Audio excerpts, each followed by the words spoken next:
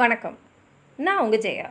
இன்றைக்கி நம்ம இந்த வீடியோவில் ஜார்ஜ் யூல் எழுதின த ஸ்டடி ஆஃப் லாங்குவேஜில் ஃபஸ்ட்டு சாப்டரான த ஆரிஜின்ஸ் ஆஃப் லாங்குவேஜில் அவர் எப்படி மொழி நேச்சுரல் சவுண்ட் சோர்ஸ்லேருந்து வந்திருக்கோம் அப்படின்னு ஆராய்ச்சி செய்கிறாருன்றதை பற்றி பார்க்கலாம் வாங்க.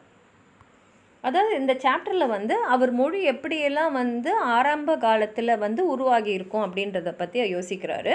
அப்போ இந்த பேராகிராஃபில் அவர் என்ன சொல்கிறாருன்னா, இயற்கையாக தோன்றக்கூடிய ஒளியிலேருந்து மொழி சில வார்த்தைங்களை உருவாக்கி இருக்கலாம் அப்படின்றது தான் இதில் இருக்கிற ஐடியா வருது.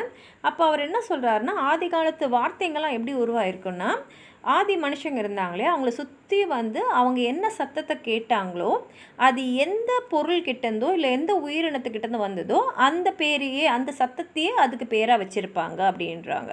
எப்படின்னா இப்போ அவங்க ஒரு பறவையை பார்க்குறாங்கன்னா அது காக்கான்னு சத்தத்தோடு போச்சுன்னா உடனே அவங்க என்ன பண்ணிட்டாங்கன்னா அந்த பறவைக்கு காக்கா அப்படின்னே பேர் வச்சுருப்பாங்க. அதே மாதிரி இன்னொரு பறவை கூ கூ அப்படின்னு போச்சுன்னா அப்போ அந்த பறவைக்கு கூ கூ அப்படின்னே பேர் வச்சுருப்பாங்க அப்படின்ற ஒரு தியரி இருக்குன்றாரு. அது மாத்திரம் இல்லாமல் அவர் என்ன சொல்கிறாருன்னா, இப்போ காக்கா கூக்கூன்னா நம்ம தமிழ் நினைக்கிறோம். ஆனால் உலகத்தில் இருக்கக்கூடிய எல்லா மொழிகளிலுமே இந்த மாதிரி அந்த சத்தத்தை அடிப்படையாக வச்சு அந்த உயிரினத்துக்கோ இல்லை ஒரு பொருளுக்கோ அவங்க பேர் வச்சுருக்கணும் அப்படின்னு ஒரு தியரி இருக்குது அப்படின்றாரு. அப்படின்னு பார்த்தீங்கன்னா இப்போ இங்கிலீஷில் சில வார்த்தைங்கள்லாம் பார்த்தீங்கன்னா splash, bang, boom, rattle, buzz, screech அப்படின்ற மாதிரி சில பௌவ வேர்ட்ஸ்லாம் இருக்குது. அப்போ அவர் என்ன சொல்கிறாருன்னா, பௌவ தியரினே இருக்குது. அந்த பௌவ தியரி என்ன சொல்லுதுன்னா, மொழி இப்படி தான் உருவாக்கியிருக்கணும், அவங்க கேட்ட சத்தத்தை வச்சு அதுக்கு அந்த பேரை வச்சு அப்படி தான் மொழி நிறைய மொழியில் நிறைய வார்த்தைகள் உருவாகிருக்கணும், நிறைய சொற்கள் உருவாகிருக்கணும் அப்படின்றாங்க.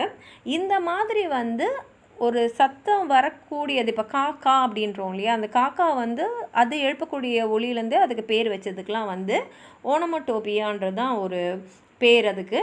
அந்த மாதிரி இருக்கும்போது எல்லா மொழியிலுமே இந்த ஓனமோட்டோபியாவை பேஸ் பண்ண சில வேர்ட்ஸ் கண்டிப்பாக இருக்கும் அப்படின்றது நம்ம எல்லா மொழிகளையும் பற்றி கேட்கும் போது நமக்கே புரியுது. ஸோ இயற்கையாக வரக்கூடிய சத்தத்தை வச்சு அந்தந்த உயிரினத்துக்கோ இல்லை பொருளுக்கோ பேர் வச்சுருப்பாங்க. இப்போ நம்மளுக்கு இப்போ நம்ம ஒரு மொழியை பார்த்தா அதில் வெறும் பேர்கள் மட்டும் இருக்காது இல்லையா. மொழின்றது நம்ம எண்ணத்தை வெளிப்படுத்தக்கூடிய ஒரு மீடியம். அப்படின்னு பார்க்கும்போது ஒரு பொருளுக்கு பேர் இப்படி வந்திருக்கும், ஆனால் மற்ற சொற்கள்லாம் எப்படி வந்ததுன்னு நம்ம யோசிச்சுக்கிட்டு இருப்போம். இப்போ அப்படி பார்க்கும்போது நம்மளுடைய எமோஷன்ஸுன்றோம்ல, நம்மளோட உணர்ச்சிகளை உணர்வுகளை வெளிப்படுத்தக்கூடிய சில சத்தங்களும் இருக்குது.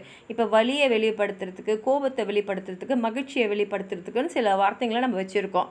அதெல்லாம் ஒருவேளை அந்த மகிழ்ச்சியிலையோ இல்லை ஒரு கோபத்துலேயோ நம்மளை அறியாமல் நம்ம எழுப்புகிற ஒலியே அந்த சொற்கள் வெளிப்படுத்தும் போது அந்த சொற்கள்லாம் உருவாக்கியிருக்கலாமோ அப்படின்னு ஒரு தியரியும் இருக்குது. இப்போ அவுச் அப்படின்னும் போது அது வலியோட வெளிப்பாடாக எடுத்திருக்கலாம். அப்போ சில வார்த்தைங்களை பார்த்தீங்கன்னா ஹா, ஹூ, வாவ், யக் அப்படின்ற வார்த்தைங்களாம் சொல்லும் போது பார்த்திங்கன்னா மூச்சை உள்ளே எடுத்துக்கிட்டு சொல்கிறதா மொழி ஆராய்ச்சியாளர்கள் சொல்கிறாங்க. ஆனால் சாதாரணமாக நம்ம பேசும்போது மூச்சை வெளியில் விட்டுக்கிட்டு தான் பேசுவோம், அப்போ தான் ஸ்போக்கன் லாங்குவேஜ் சரளமாக வரும் அப்படின்றாங்க. அப்படின்னு பார்க்கும்போது இந்த மாதிரி உணர்வுகளை வெளிப்படுத்தக்கூடிய சவுண்ட்ஸை நம்ம சோர்ஸ் சவுண்ட்ஸ் ஃபார் லாங்குவேஜாக எடுத்துக்க முடியாது. ஏன்னா இது உணர்வுகளை வெளிப்படுத்தக்கூடிய சொற்கள். அதனால் இதோடைய சோர்ஸ் பார்த்திங்கன்னா அவங்களுடைய உணர்வுகள் தான். அதனால் இந்த மாதிரி வார்த்தைங்களெல்லாம் அவங்க ஆராய்ச்சியாளர்கள் பாகுபடுத்தி எடுத்துருக்கிறதா இதில் அவர் சொல்கிறாரு. உங்களுக்கும் இதை பற்றி ஏதாவது இன்னும் சொல்லணும்னு நினச்சிங்கன்னா கீழே கமெண்ட் பாக்ஸில் எழுதுங்க. இந்த வீடியோவை லைக் பண்ணுங்கள், உங்கள் ஃப்ரெண்ட்ஸோடு ஷேர் பண்ணுங்கள்.